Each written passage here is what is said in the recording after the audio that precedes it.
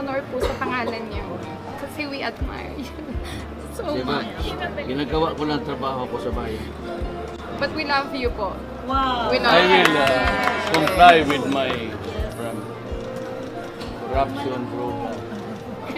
Sana po pag may time po kayo, makita niyo po yung inalay po namin sa inyo. That's how you inspire the Filipinos abroad. Ganyan po yung effect sa amin. Sobrang mahal na mahal po namin kayo. Alam mo, classmate kasi kami sa grade.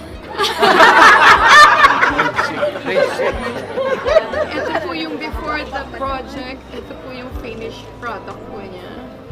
It all happened because of our inspiration sa inyo po. Yung ginawa niyo po sa bayan and for the Filipinos and OFW po.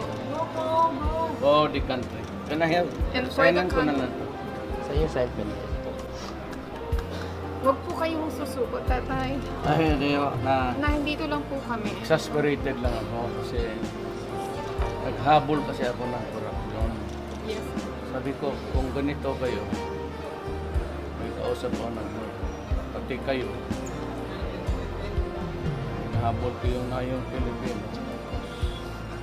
Sabi yung sa general sa kaya sabi ko, kung ganito, I do not see any honor in serving this country.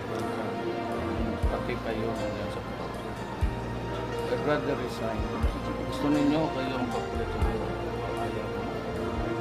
But it was just exasperated. Huwag niyo po kami iiwan. Hindi ho. Tsaka yung, wag ko mag-alala, yung military natin, pati police, faithful yun sa tao.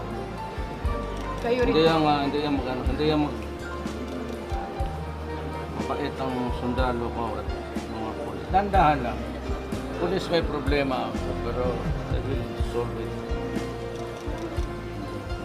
Minus-minus lang naman yung... Maraming salamat po sa ginawa niyo po sa bayan. Meron po akong souvenir sa inyo. Color niyo po from you. Do not destroy my country because I will kill you. Simple lang yan. Do not destroy the youth of the land and deprive us of a brighter tomorrow for the next generation. What is wrong there?